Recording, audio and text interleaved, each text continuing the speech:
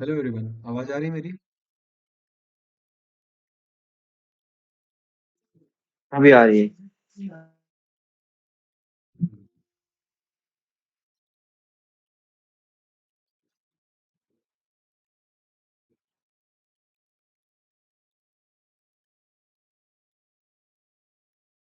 तो कितने लोग फिर नए लोग ज्वाइन हुए हो? सबसे पहले हैप्पी एकादशी आप सभी को। यूट्यूब या हम्म। कितने लोग नए ज्वाइन हुए हो आज? कोई नया है?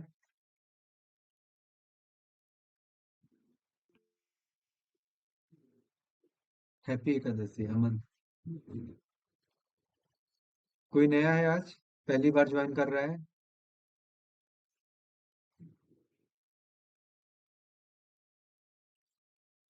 चलो ठीक है, ठीक है, ठीक है, स्टार्ट करते हैं ना। बाकी लोग देखो, आज बहुत सारे लोग जो है।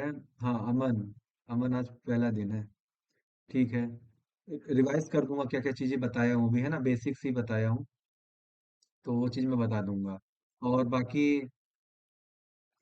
आज तो बहुत सारे लोग इधर उधर व्यस्त हैं। ठीक है, कोई बात नहीं। तो स्टार्ट करते हैं, है ना। बाकी वीडियो सही दिख रही है, आवाज सही आ रहा है आप सभी को?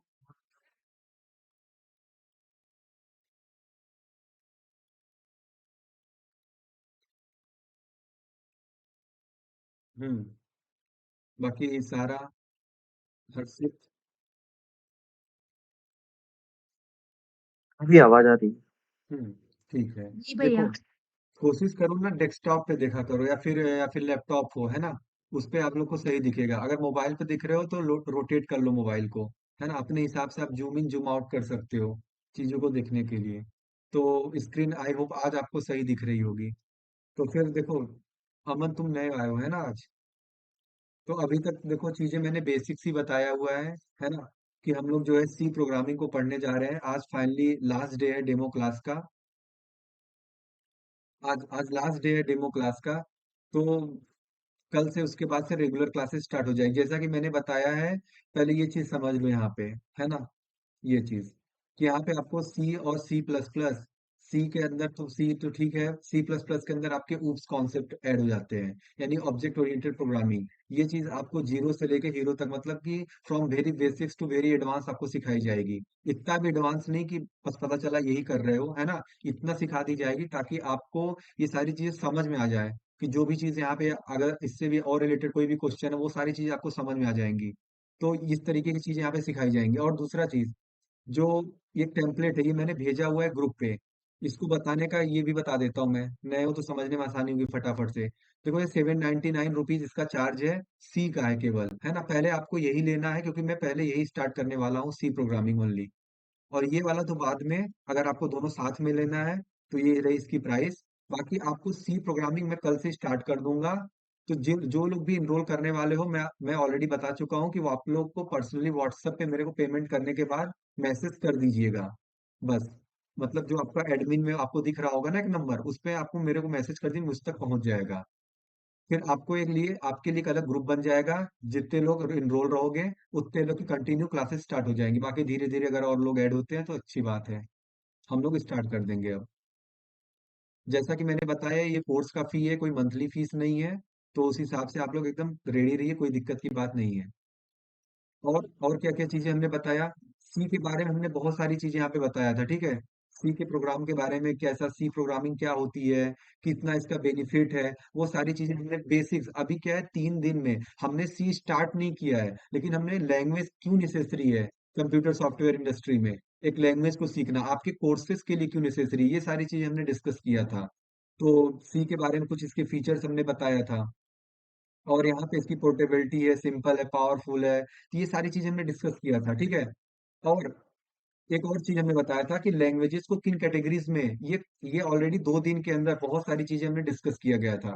कि इन कैटेगरीज में डिवाइड किया गया था। तो हमने बताया था फंक्शनल प्रोग्रामिंग लैंग्वेजेस, फंक्शनल के बाद यहाँ पे ऑब्जेक्ट ओरिएंटेड प्रोग्रामिंग, स्क्रिप्टिंग, और लॉजिक प्रोग्रामिंग लैंग्वेज, ये सारी चीजें, बैक एंड फ्रंट एंड मतलब आपका होता है जो वेबसाइट आप लोग बनाते हो, फ्रंट एंड बनाते हो तो HTML CSS जावा स्क्रिप्ट रिएक्ट का यूज करके, बैक एंड का यूज करते हो PHP पाइथन, ये सारी चीज का। तो बहुत सारी प्रोग्रामिंग लैंग्वेज कल हमने देखे थे, बहुत सारा नाम हमने देखा था कि कितनी सारी प्रोग्रामिंग लैंग्वेजेस होती हैं। ठीक है, अलग अलग का high level low language, high level low level को समझा कि क्या होता है कंप्यूटर की भाषा में हाई लेवल लैंग्वेज को समझना और लो लेवल, तो ये चीज हमने समझा था। और इंटरप्रेटेड और कंपाइल्ड का मतलब क्या था? कंपाइल्ड मतलब होता है एक बार में पूरा एग्जीक्यूट करना, और इंटरप्रेटेड होता है लाइन बाय लाइन उसको समझना। अगर लाइन में कहीं भी एरर है, पहली लाइन में अगर एरर है तो हमारा वो आगे प्रोग्राम बढ़ेगा ही नहीं। यानी कि एक लाइन को पहले तुम सही करोगे, फिर दूसरी लाइन में प्रोग्राम चेक करेगा। लेकिन हम लोग जनरली क्या करते हैं कि सारे प्रोग्राम को एक बार में लिखते हैं अपने कंपाइलर में, इसीलिए उसको कंपाइल्ड लैंग्वेज बोलते हैं।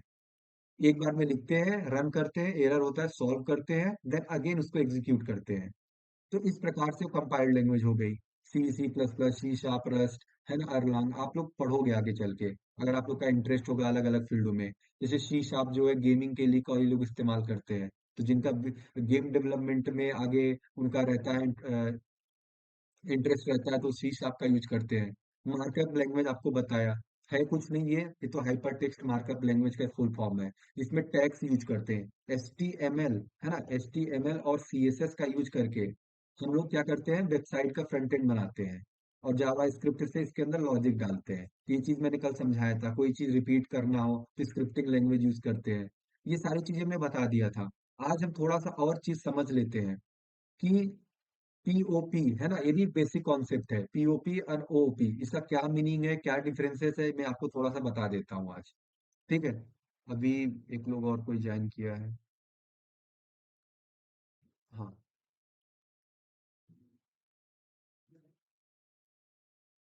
ठीक है। विनीत, विनीत आज नहीं आए हो क्या?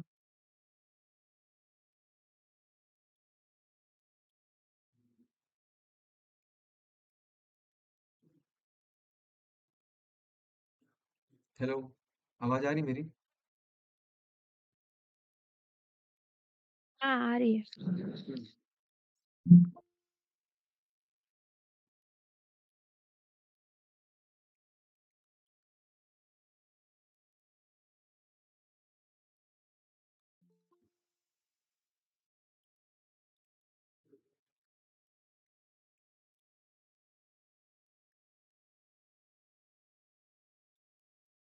चलो, बाकी लोग में से ठीक है, इतने लोग हो गए। तो अभी नया कौन है आज, कौन कौन ज्वाइन हुआ है यार, बताओ पहले हमें, क्योंकि अभी डेमो क्लास है, देखो वैसे भी तुम्हें बहुत सारी चीजें पढ़ा रहा हूँ, है ना। आज तो डेमो क्लास है, तो ये अभी 2 दिन से 3 दिन से डेमो क्लास चल रहा है। तो काफी चीजें, मतलब डेमो क्लास में तो लोग सिर्फ ऐड करते हैं अपनी चीजों का, हालांकि मैंने बहुत सारी चीजें यहाँ पे बेसिक्स जो थे मैंने बता भी दिए हैं। सिर्फ जो होता है कि अपने चीजों का प्रमोशन करना, सिर्फ बताना, वो चीज हमने नहीं किया है। उसके साथ हमने, वो तो बहुत ही छोटी सी चीज है, वो तो ग्रुप में आप लोग को बता ही दिया हूँ समझाने के लिए कि किसका क्या मतलब था, है ना। हम लोग जो है सी का कोर्स कल से स्टार्ट करने वाले हैं। आप सभी लोग जो लोग नए आए हो लोग सुन लो, सी का कोर्स जो है हम लोग कल से स्टार्ट करने वाले हैं। हाँ, सी का कोर्स कल से स्टार्ट करने वाले हैं, उसके बाद सी को कंप्लीट करेंगे, देन उसके बाद हम लोग मूव करेंगे C++ पे। तो ये रहेगा, सी का फीस इतना है ना। एनरोल करने के बाद आप लोग पर्सनली व्हाट्सएप पे हमें मैसेज कर दीजिएगा स्क्रीनशॉट लेके, ताकि हम आपको उस ग्रुप में ऐड कर सकें अलग से। जितने भी बच्चे होंगे हम वहां से स्टार्ट कर देंगे, बाकी उसके बाद रेगुलरली लोग आते रहेंगे, है ना। तो वो सारी चीजें हमने ग्रुप में ऑलरेडी बहुत सारी इंफॉर्मेशन शेयर किया था। तो आप लोग जो इतने लोग भी ग्रुप से जुड़े हुए हो, आज के बाद से डेमो क्लास एंड हो जाएगी, ये जो फ्री ट्रायल क्लास आपको चल रही थी। हालांकि देखो हमने इतनी सारी चीजें बेसिक बेसिक में, मतलब ये डेमो क्लास में हमने ये चीज पढ़ाया, और एकदम से अच्छे से सब चीज समझाया। इसमें किसी को कोई प्रॉब्लम अभी तक आई समझ में? ये आए, कोई चीज नहीं समझ में आया जितना भी चीज बताया गया? हर्षित, सुमित, कोई प्रॉब्लम? नहीं, कोई प्रॉब्लम नहीं भैया, कोई प्रॉब्लम नहीं है। कोई प्रॉब्लम नहीं है। तो देखो, अभी हमारा जो कॉन्सेप्ट है ये नया वाला, कि हम लोग यहाँ समझने वाले हैं, ठीक है। ये देखो, बेसिक कंपैरिजन हम लोग समझने वाले पीओपी एंड ओप पे। तो ये हम क्यों पढ़ रहे हैं कि भैया ये है क्या, ये पीओपी और ओप मतलब, तो देखो ये होता है प्रोसीजर ओरिएंटेड प्रोग्रामिंग और ये होता है ऑब्जेक्ट ओरिएंटेड प्रोग्रामिंग। अब हम लोग को समझ क्यों रहे हैं, क्योंकि हम लोग को यार एक लैंग्वेज पढ़ना है ना। तो सी पढ़ना है, सी प्लस प्लस पढ़ना है, पाइथन पढ़ना है आगे चल के, जावा पढ़ना है, बहुत सारी लैंग्वेजेस हैं। तो अगर हम लोग देखा जाए तो हम लोग इसको पढ़ने वाले हैं, सी और सी प्लस प्लस को। तो भैया एक चीज तो है ना, इसकी कैटेगरी तो होगी ना कुछ। तो देखो जो सी है ये होती है प्रोसीजर ओरिएंटेड, और जो सी प्लस प्लस है ये है ऑब्जेक्ट ओरिएंटेड। अब इन दोनों में और क्या अंतर है? अगर ये तो हमारा पहला चीज समझ में आ गया, चलो एक एग्जांपल समझ में आ गया कि चलो सी कुछ है प्रोसीजर ओरिएंटेड है और सी प्लस प्लस कुछ है ऑब्जेक्ट ओरिएंटेड है। अब इसके अंदर भी कुछ अंतर है, उसको हम लोग समझ लेते हैं। जैसे कि इनके अप्रोच वाइज क्या है। पहले तो बेसिक इसकी डेफिनेशन हो गई, ऑब्जेक्ट ओरिएंटेड प्रोसीजर ओरिएंटेड। अब अप्रोच क्या होता है, ये टॉप से डाउन अप्रोच है। मतलब हम लोग जो सी पढ़ेंगे ना और जो सी प्लस प्लस पढ़ेंगे, दोनों में फर्क क्या रहेगा अप्रोच में। मतलब वो एग्जीक्यूट कैसे होता है प्रोग्राम, वो मैं आपको बताता हूँ। जैसे देखो इधर सी प्लस प्लस, अब जब आप पढ़ोगे ना तो उसके अंदर एक कॉन्सेप्ट आता है ऊप्स का, है ना, जिसको हम लोग ऑब्जेक्ट ओरिएंटेड प्रोग्रामिंग बोलने वाले हैं। तो इसमें क्या होता है, क्लासेस बनते हैं, क्लास बनते हैं, ऑब्जेक्ट्स बनते हैं। तो पता है क्या होता है क्लास एंड ऑब्जेक्ट्स में? जैसे हम लोग नॉर्मल सी का प्रोग्राम लिखते हैं तो ऊपर स्टार्ट करते हैं हैश टैग इंक्लूड, है ना, हैशटैग इंक्लूड स्टूडियो लिखते हैं, studio dot H, header file लगा लिए, ठीक है। उसके बाद नीचे चले गए, इंट मेन फंक्शन लिख लिए, है ना, इंट मेन फंक्शन लिख लिए। चलो ये भी हो गया। तो ये क्या कर रहा है, हम लोग यहाँ पे गए, इसके अंदर ब्रैकेट स्टार्ट किए, बहुत सारा अंदर स्टेटमेंट लिखे, रिटर्न जीरो कर दिए, और ये हमारा प्रोग्राम फिनिश हो गया। रिटर्न जीरो कर दिए, प्रोग्राम हमारा फिनिश हो गया। ये क्या करता है पता है? ये इसका अप्रोच देखो, इसमें जो लिखा है टॉप टू डाउन अप्रोच, मतलब ऊपर से लेके नीचे की तरफ ये बढ़ेगा। ये लाइन बाय लाइन नीचे की तरफ बढ़ेगा, और यहाँ पे रिटर्न जीरो आ जाएगा, एंड कर देगा। लेकिन इसमें फर्क कहाँ आ जाता है सी प्लस प्लस में, जब हम लोग करते हैं सी प्लस प्लस, तो उसमें ऑब्जेक्ट ओरिएंटेड आ जाता है, उसमें क्लास आ जाता है, ऑब्जेक्ट आ जाता है। तो उसमें पहले प्रोग्राम कहीं और जाने के बजाय हम लोग पहले क्लासेस में जाते हैं, पहले ऑब्जेक्ट्स में जाते हैं। यानी कि उसमें पहले नीचे से चालू होता है जब हम उसके प्रोग्राम लिखेंगे। अभी तक तो स्टार्टिंग तक तो सेम रहेगा, सी और सी प्लस में दोनों में सेम रहेगा। लेकिन जब ऊप्स का कॉन्सेप्ट आएगा क्लास एंड ऑब्जेक्ट को, जैसे मैं आपको एक प्रोग्राम दिखाता हूँ क्लास एंड ऑब्जेक्ट का प्रोग्राम, है ना, summation of two number, summation sum of two number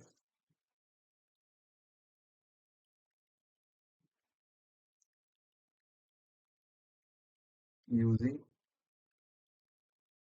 class and object in C plus plus. ठीक है, तो देखो, जैसे मान लो इसे किसी भी चीज को खोल के यहाँ पे देख सकते हैं हम लोग। अब ये देख लो, ये क्या कर रहा है देखो, हैश टैग इंक्लूड आयोस्ट्रीम, इसने क्लास बनाया है। ये स्क्रीन दिख रही है क्या आप लोग को, जो मैं खोला वेबसाइट?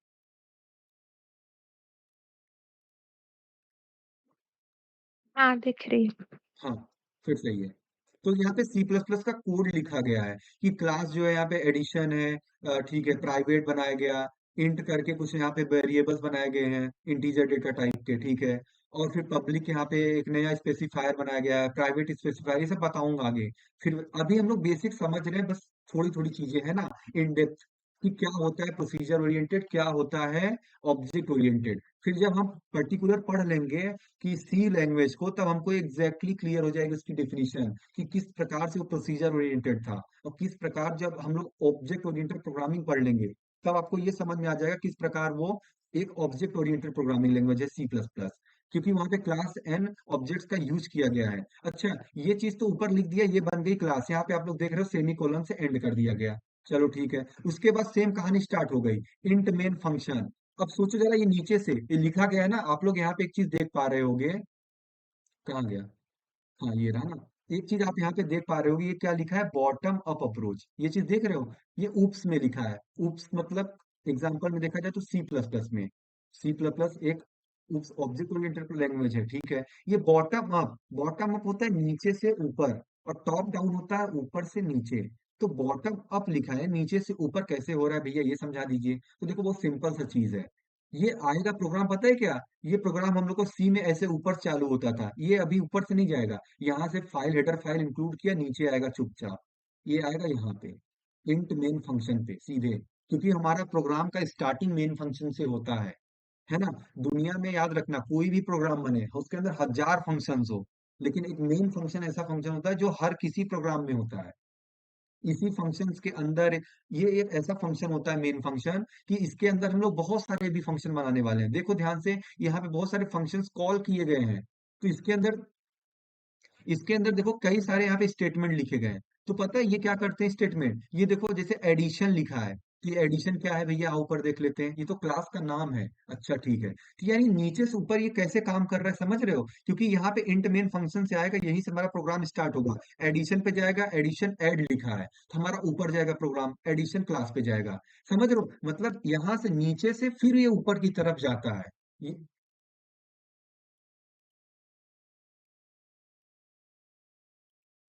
क्या उसमें बोल रहा है कि आगे लोग लीव कर ले रहे हैं, वो हैंड रेस कर रहे हैं, लेकिन तुम उनको देख ही नहीं पा रहे हो, तो तुम उनको पूछ ही नहीं रहे हो।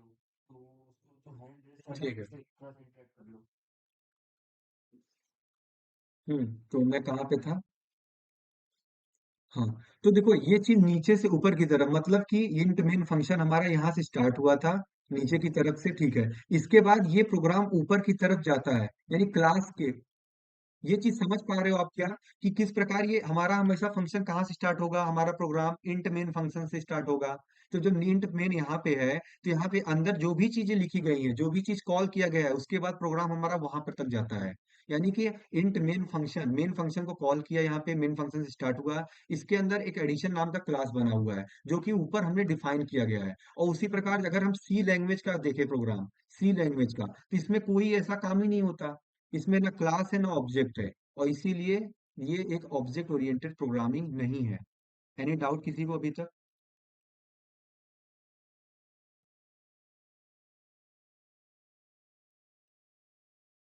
मतलब सी प्लस प्लस का हर प्रोग्राम बॉटम टू अप ही अप्रोच वाली फॉलो करेगा चीज। हाँ, सी प्लस प्लस का जितना भी ऑब्जेक्ट ओरिएंटेड मेथड वाला प्रोग्राम बनेगा, है ना, जितना भी, जैसे ये क्या लिखा है, क्या फॉलो करता है, कोई लैंग्वेज का नाम नहीं लिखा है इसमें, ये चीज को देख पा रहे हो यहाँ पे, ये देखो, ये देखो, ये क्या लिखा है, ऊप्स का लिखा है। यानी जहां जहां पे ये मेथोडोलॉजी यूज होगी, जहां पे ऑब्जेक्ट ओरिएंटेड प्रोग्रामिंग आएगी, यहाँ पे जहां पे क्लास की बात की जाएगी, जहां पे ऑब्जेक्ट की बात की जाएगी, जहां पे जिस भी प्रोग्राम में, वो बॉटम से अप अप्रोच, बॉटम से यानी नीचे से ऊपर की तरफ वो अप्रोच को फॉलो करेगा। ये चीज हमें साफ दिखाई दे रहा है, कि हमने क्लास बनाया है यहाँ पे, क्लास बनाया ऊपर की तरफ, लेकिन हमारा प्रोग्राम तो स्टार्ट होता है मेन फंक्शन से ना। तो मेन फंक्शन से स्टार्ट हुआ प्रोग्राम, नीचे की तरफ गया, यानी कि ये यहाँ से आगे बढ़ जाएगा, हेडर फाइल से नीचे पढ़ता हुआ सीधे यहाँ पे आएगा। उसको चाहिए इंट मेन, मेन फंक्शन कहाँ है, हेडर फाइल से पास हुआ, नीचे आएगा मेन फंक्शन। अगर यहाँ पे आएगा, यहाँ से फिर देखेगा, अच्छा एडिशन है, ठीक है, एडिशन एक तरह का क्या बनाया गया है, क्लास बनाया गया है। फिर उसमें ऐड एक तरह का है, तो यहाँ पे एडिशन में ऐड, ऐड को यहाँ पे बनाया गया है एक तरह का ऑब्जेक्ट। तो ऐड डॉट इनपुट, इनपुट एक तरह का फंक्शन है। ये देखो यहाँ पे इनपुट और एक तरह का फंक्शन। अब फंक्शन क्या होता है उसके अंदर अभी हम लोग डेप्थ पढ़ेंगे, ये हम लोग जनरल बेसिक सिर्फ पढ़ रहे हैं। ठीक है, अभी हम लोग जब सी प्लस प्लस सी स्टार्ट करेंगे, उसके अंदर हम लोग बारी बारी से फंक्शन क्या होता है, एरे क्या होता है, उसके पहले डेटा टाइप्स क्या होते हैं, मतलब एकदम एक एक लाइन बाई लाइन जितने पॉइंट्स है, सारे पॉइंट्स को डिस्कस करेंगे। ये फंक्शन हमें पता कैसे चल रहा है, यहाँ पे देखो पैरेंथेसिस है, ये ब्रैकेट से हमें पता चल रहा है। ये जो स्मॉल ब्रैकेट है ना, ये जो स्मॉल ब्रैकेट है, इससे हमें पता चल रहा है फंक्शन है। जैसे ये देखो इंट मेन, ये चीज देख पा रहे हो, मेन के आगे एक छोटा सा ब्रैकेट सा लगा हुआ है, open bracket, small open bracket, close bracket, इससे हमें पता चल रहा है कि ये फंक्शन है। ये चीज पहली बात समझ पा रहे हो क्या? हाँ। हम्म। यहाँ तक किसी को कोई डाउट?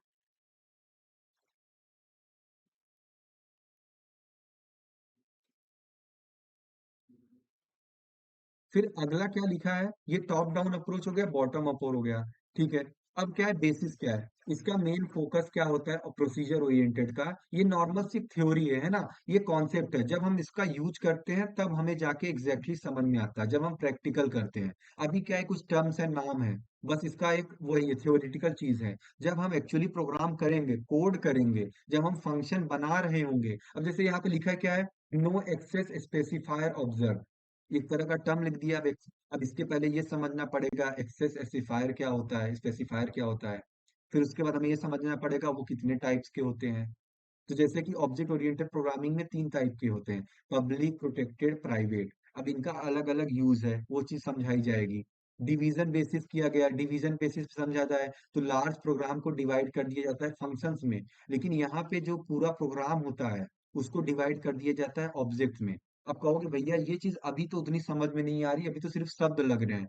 तो समझ में आपको तब आएंगी जब इसके प्रोग्राम पूरे अच्छे से आपके सामने एग्जीक्यूट करके दिखाऊंगा।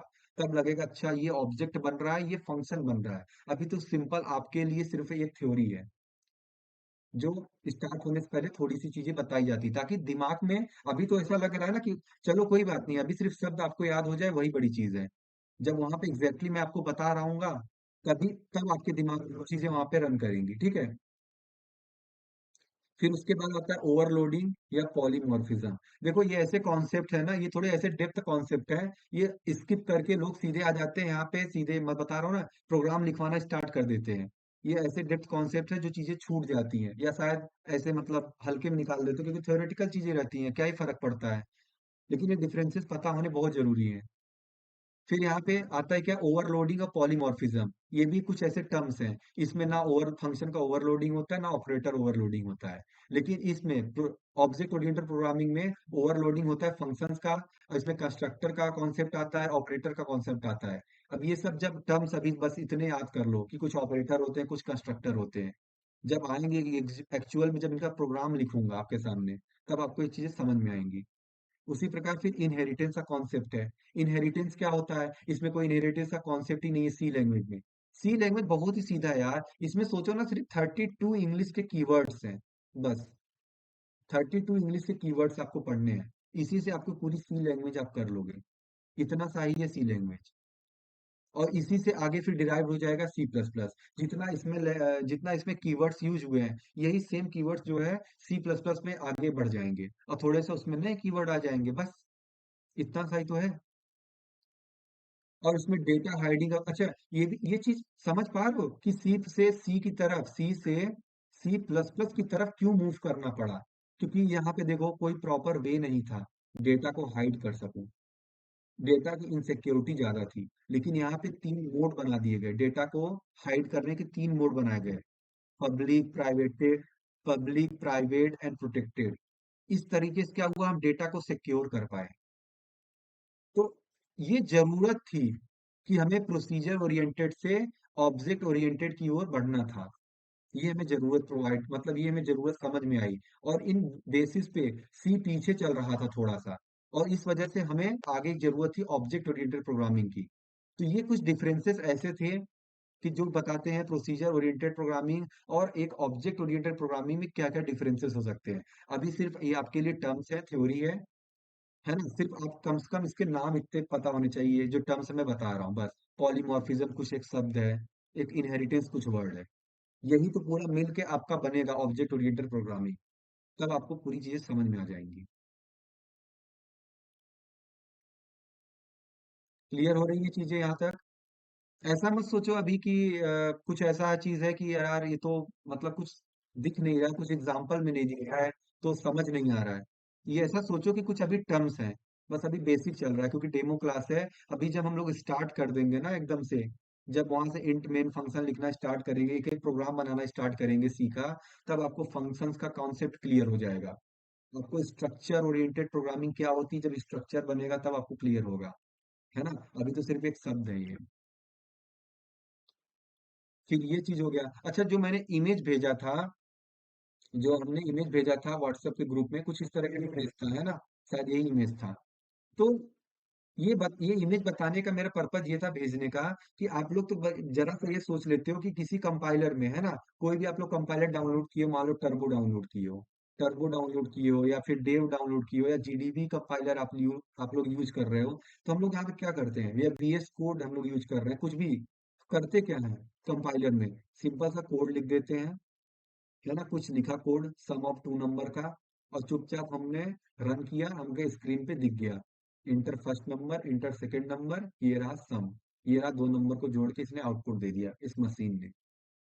तो हमने ये लिखा, ये मिल गया। क्या इतना ही है?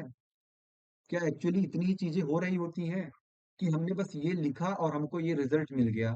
हमको लगता है हमारा काम तो हो गया, लेकिन आपका काम तो हो गया, आप तो इतने लिखे यूजर, लेकिन पीछे कितनी चीजें हो रही होती हैं, ये वही इमेज है जो बता रही है कि पीछे क्या क्या हो रहा है।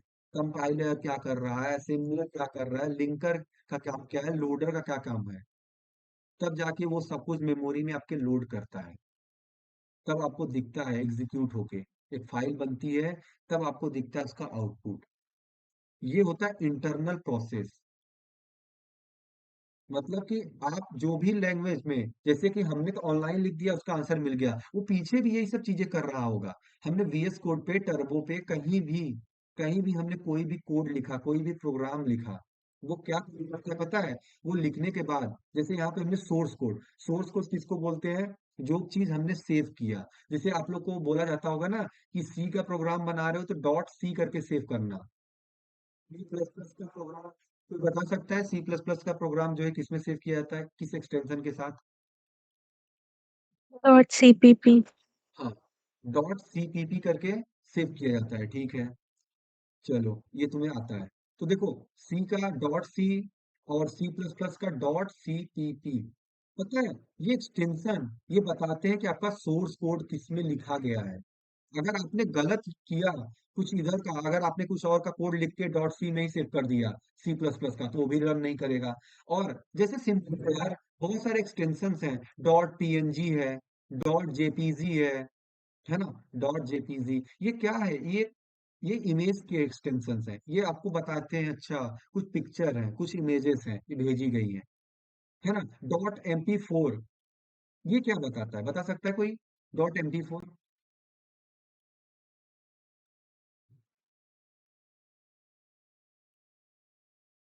वीडियो डाउनलोड करने के लिए।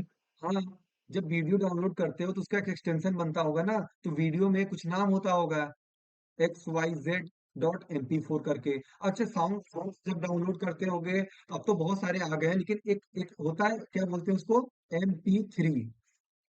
ये चीज नाम सुना होगा, MP3 करके आता है एक्सटेंशन, उसी तरह .MP4 आता है वीडियो फाइल्स के लिए। तो उसी प्रकार सबके एक एक्सटेंशन बने हुए हैं। एक्सटेंशन मतलब एक पहचान, कि हमारा जो कोड लिखा गया है वो किसमें लिखा गया है, ये कौन कैसे पहचानेगा कंप्यूटर? तो हम लोग जब सेव करते हैं ना कोड लिख के, तो इसलिए लिखते हैं कि नाम कुछ लिखे, ABC.C, इसका मतलब कंप्यूटर समझ गया, अच्छा ये सी में लिखा गया है। चलो भैया, सोर्स लिख दिया है। तो कंपाइलर में हम लिख रहे हैं, तो ये क्या करता है कंपाइलर, पता है आप लोग को? ये चीज मैं आपको दिखाता हूँ, ये, हाँ, ये कंपाइलर क्या करता है, असेंबली कोड को जनरेट करता है। कल ही आपको बताया था असेंबली कोड क्या होता है, असेंबलर क्या होता है, एक लैंग्वेज होती है असेंबली लैंग्वेज। तो वो क्या थी, लो लेवल लैंग्वेज होती है, मशीन लेवल टाइप की लैंग्वेज। कल आपको पढ़ा रहा था high level language and low level language. High level वो लैंग्वेज होती है जो इंग्लिश के करीब होती है, जो हम आसानी से समझ लेते हैं। लो लेवल वो लैंग्वेज होती है जो मशीन आसानी से समझ लेता है। ये मशीन डायरेक्टली समझ लेता है लो लेवल लैंग्वेजेस को, है ना, ज्यादा जरूरत नहीं पड़ती, इतना रफ एंड टफ नहीं होता। ये हमारे लिए बहुत टफ होगा, क्योंकि लो लेवल लैंग्वेज हम कैसे लिखें? अब जीरो वन मशीन तो सिर्फ, ये पता है दुनिया कंप्यूटर की सारा कुछ सब कुछ जो बना हुआ है सिर्फ जीरो वन के डिजिट पे बना हुआ है। बाइनरी डिजिट में दुनिया का ये जितना भी कंप्यूटर का गेम चल रहा है सब दो डिजिट पे चल रहा है। इन्हीं के कॉम्बिनेशन से सारी चीजें जो आप देख पा रहे हो आज, जो भी चीज आप देख पा रहे हो कर पा रहे हो कंप्यूटर पे, सारा instruction, addition, subtraction, calculator, gaming, जो भी चीज आप कर पा रहे हो, एवरीथिंग, ये सिर्फ दो डिजिट का चल रहा है। जीरो वन के कॉम्बिनेशन पे, बाइनरी डिजिट पे सारी चीजें चल रही हैं। हम लोग जो भी इंस्ट्रक्शन देते रहते हैं ना, उसको कंप्यूटर सब इन्हीं भाषाओं में समझता है, हर डिजिट को, हर अल्फाबेट को, इधर उधर सारी चीजें इसी में चलती हैं। तो उसको तो यही पता है ना, जीरो और वन, यानी कि हाई वोल्टेज और लो वोल्टेज। आपने एलईडी बल्ब देखा होगा, वो या तो जलती है तो बुझती है ना, जलती बुझती रहती है, उसी से एक पैटर्न बनता है। दिवाली हम जब दिवालियों में आपने देखा होगा ना, दिवाली दशहरा में, तो जो घर में एलईडी लगी क्या कर रही है, एक पैटर्न में हमको जलती हुई दिख रही है, हमको लगता है शायद कुछ ऐसा हो रहा है, कुछ होता नहीं एक्चुअली, एक टाइमिंग बना हुआ है, उस पे वो बुझ जा रही है, zero one zero one zero one, बस। ये चीज को आप महसूस कर पा रहे हो जीरो वन को? पहले ये बताओ।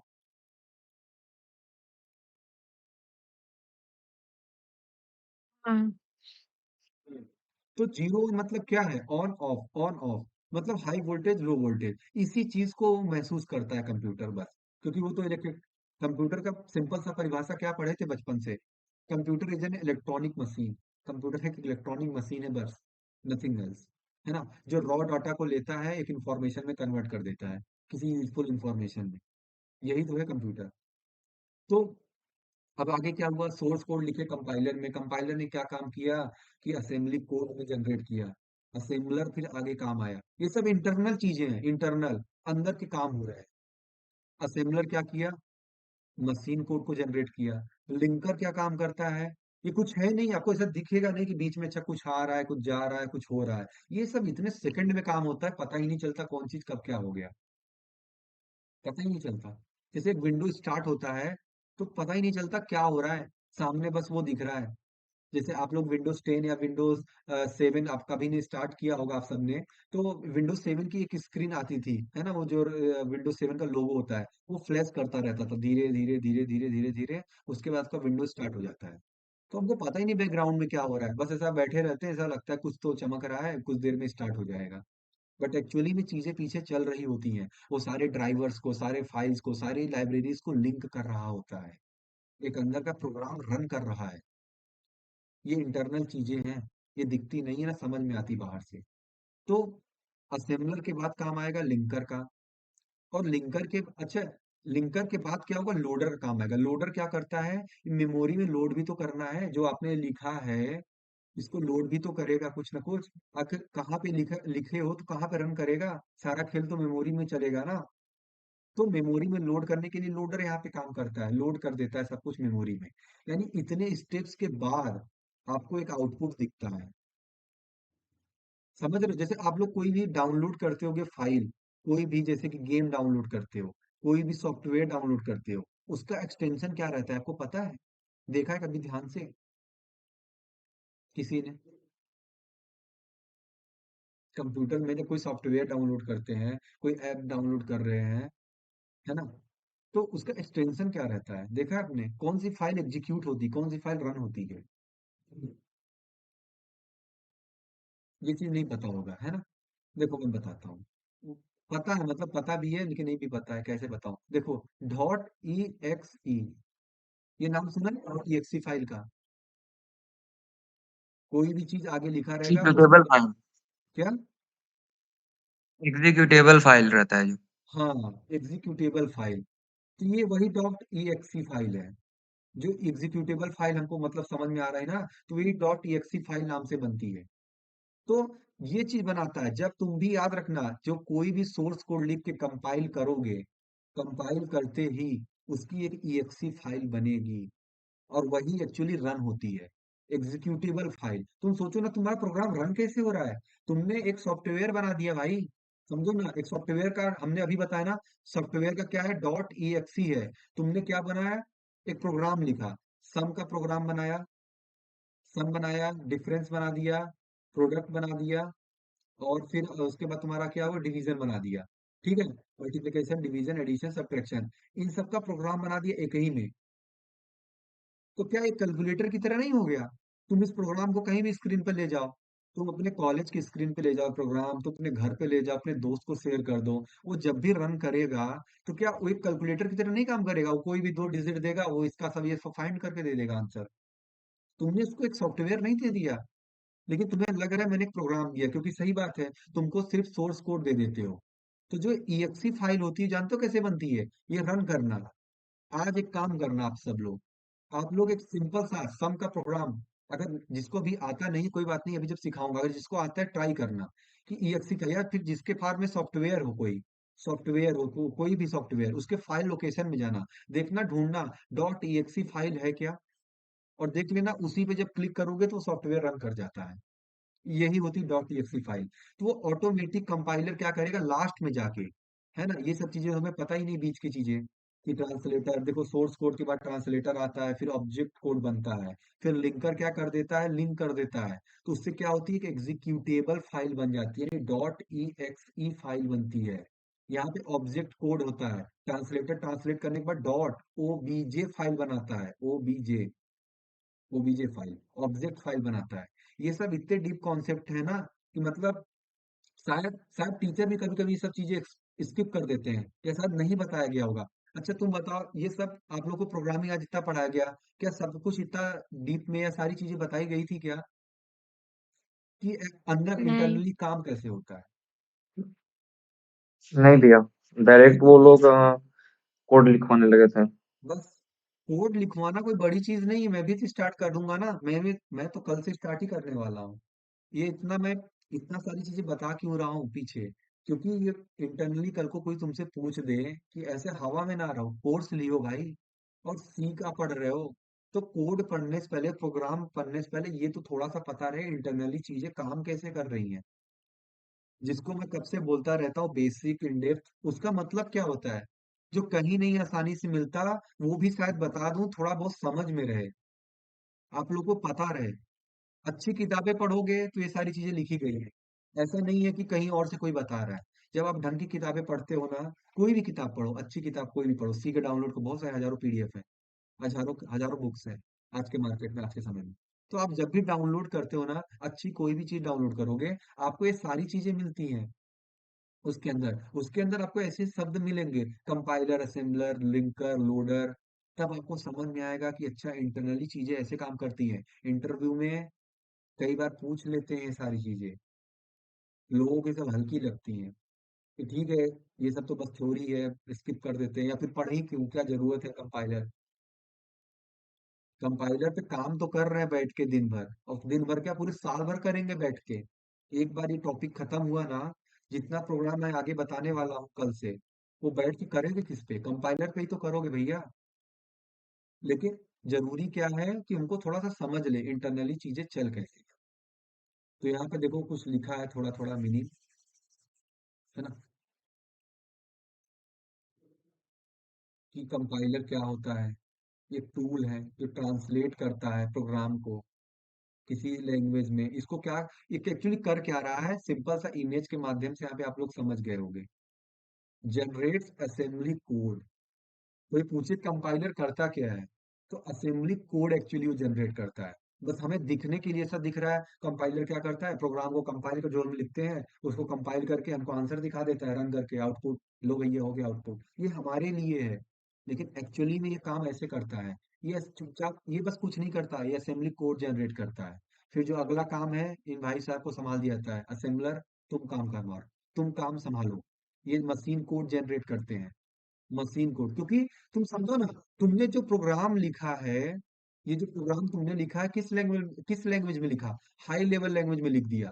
मशीन थोड़ी ना समझ पाएगा हाई लेवल लैंग्वेज, उसे क्या पता कि मे आई कम इन, माय नेम इज अभिषेक, 1 2 3 4 1 + 2, उसको क्या पता क्या होता है, उसको कुछ नहीं पता क्या इंस्ट्रक्शन दे रहे हो, कुछ भी दे दे रहे हो, प्रिंट दे रहे हो, प्रिंट का मतलब क्या होता है पता ही नहीं है। तो सारी चीजें क्या होती है ना, एक डिफाइन की गई, एक डिफिनीशन बनाई गई है, ताकि तुम वही चीज लिखो और उसका मतलब मशीन वैसे ही समझे।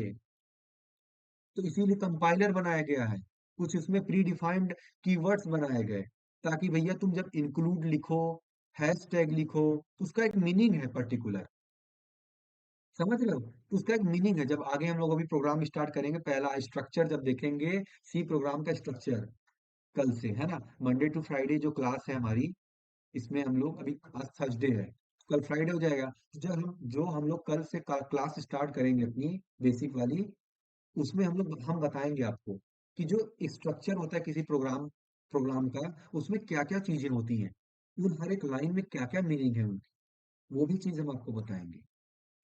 तो ये भी चीज मतलब एक अपने आप में एक अजीब चीज है कि सोचो जरा, कि हम जो चीज लिख रहे हैं उसकी भी कोई मीनिंग है। यहाँ से नहीं होता कि बस ये लिखो ये लिखो ये लिखो, ये देखो आउटपुट आ गया, खुश हो गए। अभी तक तो यही होते आए थे, तो कुछ नया सीखने की बारी अब आ गई है। तो फिर हमने कहाँ पहुंचे थे, हाँ, देखो अगर पूरी लाइन में देखा जाए, आपका प्रोग्राम तो ऐसे काम करता है, ये रही पूरी line. To execute our program, we convert the source code to machine code. So first we compile the code into intermediate level. पहले क्या करते हैं, हम कंपाइल करता है कोड को, इंटरमीडिएट लेवल में ले जाता है। फिर उसके बाद असेंबली लेवल में जाता है कोड, है ना। फिर असेंबली लेवल में से के साथ साथ एक्सटर्नल लाइब्रेरीज और कंपोनेंट को लिंक किया जाता है। अच्छा, लिंक किया जाता है, तो उसके लिए हमने बताया ना, ये लिंकर जो क्या कर क्या रहा है, ये सारी लाइब्रेरीज को लिंक कर रहा है। एक्स्ट्रा जो भी लाइब्रेरीज के लिए आपके कोड के लिए आपने लिंक किया हुआ है, हैशटैग हेडर फाइल्स इधर उधर की हेड फाइल, हम लोग अलग अलग फाइल्स इंक्लूड करते रहते हैं। मैथ के लिए मैथ डॉट एच इंक्लूड करते हैं, स्ट्रिंग डॉट एच यूज करते हैं, कोनियो डॉट करते हैं, स्टूडियो डॉट करते हैं। स्टूडियो कुछ है नहीं, स्टैंडर्ड इनपुट एंड आउटपुट है ना, शॉर्ट में स्टूडियो बोल देते हैं। आईओ स्ट्रीम बोल देते हैं, आईओ स्ट्रीम भी कुछ है नहीं, उसका एक फुल फॉर्म है। आईओ स्ट्रीम तो बोल दे रहे हैं ना, ये तो इनपुट एंड आउटपुट स्ट्रीम है, तो इसका भी एक नाम है। फिर हमने ये पढ़ रहे थे, हम लोग क्या पढ़ रहे हैं, कंपाइलर। तो कंपाइलर हम लोग समझ में आ गया, ये असेंबली लेवल बदल दे रहा है, असेंबली के कोड में चेंज कर दे रहा है। ठीक है। उसके बाद असेंबलर का काम हमने इमेज के थ्रू, पता है चीजें जब इमेज के थ्रू समझाई जाती है ना, तो फिर बड़ी बड़ी थ्योरी भी वहां फेल कर जाती है। ऐसा लगता है कोई इमेज के थ्रू बता दिया तो चीजें आसान हो गई डायग्राम के थ्रू। फिर असेंबलर क्या काम किया था, हमने बताया था, ये मशीन कोड में चेंज कर देता है। एक ऑब्जेक्ट फाइल बनती है आगे चल के, यहाँ पे ओबीजे फाइल बनती है, और लिंकर के बाद क्या बनता है, ईएक्सी फाइल बनती है, एग्जीक्यूटिबल फाइल, देखो यहाँ पे लिखा भी है। जो चीज हमने इमेज के थ्रू समझाया है, वही चीज यहाँ पे लाइन बाय लाइन सारी चीजें लिखी गई है। लिंकर का काम क्या है, कोई पूछे लिंकर क्या करता है, तो सारे एक्सटर्नल जितने भी सभी एक्सटर्नल प्रोग्राम्स है, कोई भी लाइब्रेरीज हो गई, कोई भी अदर कंपोनेंट उस प्रोग्राम को रन करने के लिए चाहिए, सब कुछ लिंक कर देता है। और उसके बाद एग्जीक्यूटेबल फाइल बना देता है डॉट ई एक्स ई, और ये बन के दिखेगी आपको स्क्रीन पर।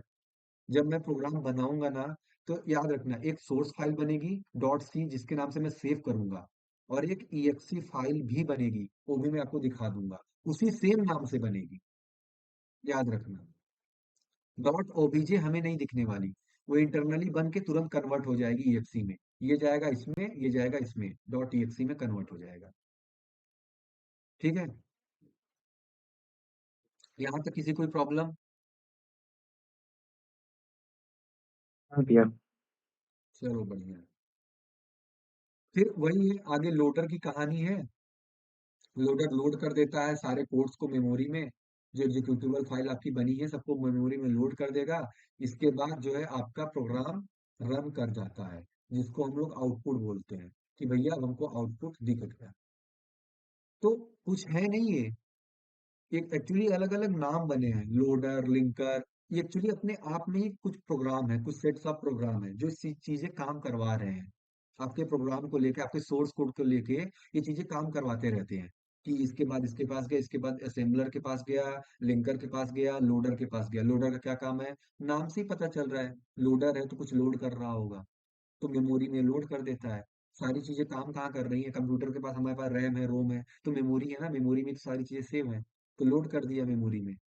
तो फाइनल कंक्लूजन क्या निकला, आज के ये जो हमने समझाया, इसका कंक्लूजन क्या निकला, कि जो भी कंपोनेंट्स हैं, है ना, सबका अपना अपना एक काम है, कि हम लोग सोर्स कोड लेते हैं, जनरेट करते हैं उससे असेंबली कोड में, जो कि इमेज में ऑलरेडी समझाया हूँ।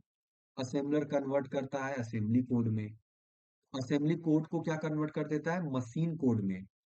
और लिंकर सारे चीजों को मर्ज कर देता है, सारे मॉड्यूल्स को, सारे लाइब्रेरीज को मर्ज कर देता है, आपस में जोड़ के रखता है लिंकर, है ना। उसके बाद जो है एग्जीक्यूटेबल फाइल रैम के पास जाती है, लोडर के साथ, क्योंकि लोड भैया लोडर ही तो काम करेगा लोड करने का। और रैम क्या एक तरह की मेमोरी है, आपने पढ़ा हुआ RAM and ROM, random access memory, read only memory. और उसके बाद सीपीयू मतलब जो है दिमाग, कंप्यूटर का, समझ जाता है कुछ मेमोरी में आ गया है, अब इसको रन करना है। मेमोरी मतलब जैसे आपके दिमाग में कुछ आ जाता है काम ना, उसको करना है। उसी प्रकार कंप्यूटर के दिमाग में वे चीजें जा चुकी, उसके मेमोरी में भी चीज गई करे, कुछ तो आ गया है, अब उसको चलो एग्जीक्यूट कर दें फटाक से। तो सीपीयू इस चीज को इंस्ट्रक्शन हम लोग दे देते हैं, भैया रन करो, रन करने का इंस्ट्रक्शन गया, और ये फिर रन कर दिया, एग्जीक्यूट कर दिया।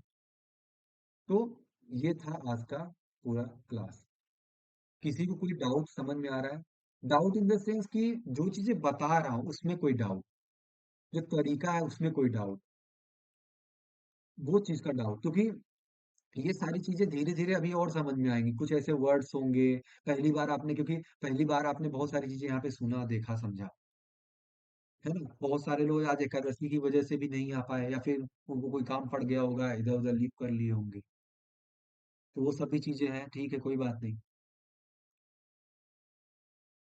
कल एक बार और फाइनली ट्राई कर लेते हैं, उसके बाद से क्योंकि कल से तो मैं स्टार्ट कर दूंगा, एक मौका दे देता हूँ ज्वाइन करने का कल से। बाकी आप लोग जो है जिसको भी है ना। हाँ, सुमित बोलो।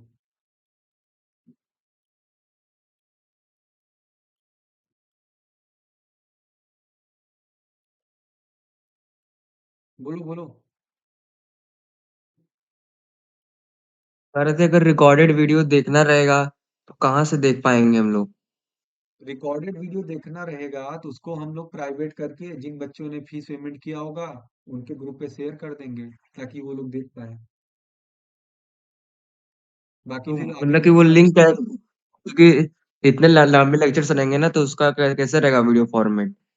वीडियो फॉर्मेट कैसा रहेगा? अरे यूट्यूब का फॉर्मेट क्या होता है, यूट्यूब पे सारी चीजें जैसे रॉ फॉर्मेट में, जैसे हम लोग बात कर रहे हैं यहाँ पे, जो भी सारी चीजें जो मैं बता रहा हूँ, जो आप लोग बोल रहे हो, ये सारी चीजें ऐसी चली जाएंगी, ताकि आप लोग वहां पे स्किप करके आगे बढ़ा के पीछे घटा के इधर उधर जैसे भी मन करे आप लोग फटाफट देख के। ऐसा तो होगा नहीं कि रिकॉर्डेड अब यहाँ पे पढ़ रहे हो फिर उसके बाद चले जाओगे रिकॉर्डेड में, तो तब होता है जब कोई चीज छूट गई या कोई चीज नहीं समझ में आई, क्या बोला गया था क्या नहीं, या कल पूछ लेंगे, तब ठीक है वहां आप जाके देख लिए। जब भी आप लोग लाइव क्लास कर रहे होगे तो जरूरी नहीं है कि आपको सारी चीजें वापस से रिकॉर्ड करके ही देखनी पड़े या रिकॉर्डेड वीडियो देखनी पड़े। ये चीज समझ पा रहे हो? प्राइवेट होगा तो ना इसलिए। जब आपको आपको सेपरेटली आप ही के पास जाएगा, वो सिर्फ आप ही के पास रहेगा। आप उसके बाद आपकी मर्जी, आप जिसको चाहे उसको शेयर करो, क्योंकि आप जब फी पेमेंट करते हो तो वो आपकी जिम्मेदारी रहती है। तो बाकी लोग जो है आज कर दो, है ना, जिसको ज्वाइन करना है। कैसा बाकी और कोई फीडबैक देना हो, कैसा लग रहा है, क्या चीजें, क्या बेसिक्स है, या फिर ये सारी चीजें आप लोग क्या ऑलरेडी जानते थे, या फिर कुछ अलग सा सीखने को मिल रहा है? देखो, अगर कुछ अलग सा सीखने को मिल रहा है तब तो अच्छा जा रहा है मेरे हिसाब से। वरना स्टार्ट करना सबको जिसमें मजा आता है, स्टार्ट करो 2 नंबर को सम करने का प्रोग्राम। अभी वो स्टार्ट कर दो, देखो 10 10 20 20 लोग, 40 लोग, 50 लोग बैठ के देखेंगे कि कैसे ऐड करते हैं, कैसे सब्ट्रैक्ट करते हैं, वहां से चालू कर दो, मजा वहीं चालू जाता है। लेकिन ये सारी चीजें फिर छूट जाती हैं आगे चल के। इसीलिए मैंने पहले डेमो क्लास में सोचा कि सारी चीजें एक बार इसी में कवर कर दो, है ना, जो आए नया कुछ सुने तो उसको भी समझ में आ जाए कुछ नया चीज मिल रहा है। और किसी का कोई क्वेश्चन? नहीं तो फिर एंड करते हैं। और हाँ, सारा बोलो। ये जो थ्योरी पोर्शन आपने बताया है, इसकी नोट्स मिलेंगी हमें? हाँ बिल्कुल ना, इसके नोट्स मिलेंगे आप लोग को। और एक्चुअली क्या है कि कोशिश करना कि खुद से थोड़ी थोड़ी चीजें लिखना। समझ रहे हो, जब रिकॉर्डेड जाए या कुछ चाहे अपने, देखो कोडिंग करने का बहुत मतलब कोडिंग को समझने का, ऐसा कुछ है नहीं, है ना। थ्योरी वाले जो पार्ट है भाई देखो उसको तो फिर पढ़ना पड़ता है, देखना पड़ता है ना। लेकिन कोशिश करना पढ़ने के बाद थोड़ा थोड़ा एक एक लाइन, जैसे कंपाइलर क्या काम करता है उसका एक इमेज डायग्राम बनाते चलो, समझ रहे हो, लाइव बनाते चलो। हमको पूरा थ्योरी नहीं लिखना है, हमको डायग्राम बनाना है। डायग्राम बनाते रहेंगे लाइव बैठ के, कोई समझा रहा है, बोल रहा है, सीख सुन रहे हैं, बंद में आंख बंद करके देख के सुन रहे हैं। इसका ये मतलब नहीं सिर्फ बैठे हुए हैं, अपने कॉपी पेन लिए रहो बराबर, है ना, थोड़ा थोड़ा डायग्राम वगैरह बनाते रहो, कुछ शब्द है उनको लिखते रहो। इतना लाइव क्लास में करते रहो बस। इससे ज्यादा मैं और कोई एक्सपेक्टेशन नहीं है कि आप लोग भी बैठ के पूरा एक एक चीज छापते रहे, रुक जाओ भैया रुक जाओ छापने तो पूरा, ये सब कोई चीज नहीं है। क्योंकि ये सब यार आज के समय में डिजिटल है सारी चीजें, रिकॉर्डेड रहती है, जब चाहे कहाँ देख लो। ये सब पीडीएफ तो मेरे पास भी अवेलेबल है, आज नहीं तो कल ये सब चीजें शेयर ही हो जाएंगी। तो जानी तो आप ही के पास है ना ये सब चीजें। लेकिन जरूरी क्या है, जो आपके पास खुद की रहेगी ना वो सिर्फ आपके नोट्स रहेंगे, वो किसी और के पास शेयर ही नहीं हो सकती, ना किसी और को समझ में आ सकती है। आप जो अपनी समझ से चीजें बनाते हो, तो ये सारी चीजें तो ऑलरेडी आपको मिल ही जाएंगी, है ना। मैंने वो भेज दिया है क्यूआर कोड, आप लोग जो एक बार देख लीजिएगा, उस पे स्कैन कर लीजिएगा। और मुझे पर्सनली व्हाट्सएप पे मैसेज कर देना, ऐसा नहीं कि स्कैन करके छोड़ दिए और फिर बैठे हुए हैं सब लोग। तो जिनको इनरोल करना है वो मुझे पर्सनली मैसेज कर देना, एडमिन पे। फिर कल से फिर स्टार्ट करते हैं, सी को स्टार्ट करते हैं अच्छे से। जितना बेसिक्स करना था ये सारा चीज हमने बता दी, क्यों करना है, कैसे होगा यहाँ पे सारी चीज, वो मैंने बता दिया। अब हम लोग सी की जिम्मेदारी लेते हैं पूरा और कंप्लीट करेंगे इसको अच्छे से, है ना। अभी तक इतनी सारी चीजें जो हमने पढ़ी, ये बेसिक थी जितना जरूरी था। ठीक है।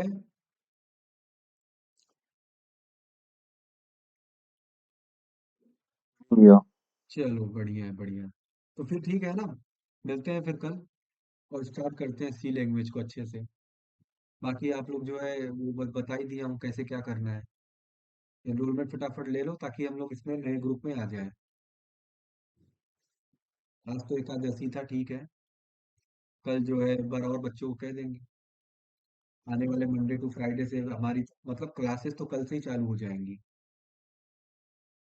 एनरोलमेंट तो ठीक है, जो अब लेट आएगा उसको समझ में आएगा धीरे धीरे चीजें छूट रही हैं, या फिर शायद चलो ठीक है वो सोचेगा कि चलो एक ही दो क्लास से छूटा है, कर लेंगे ज्वाइन आगे, जैसे जैसे चीजें समझ में आएंगी। तो ठीक है, वो देखेंगे बाद में, अभी जितने लोग हैं वहां से चालू करते हैं। ठीक है, चलो एंड करते हैं फिर। हो गया। Take care, bye bye. Good night. Good night. Good night.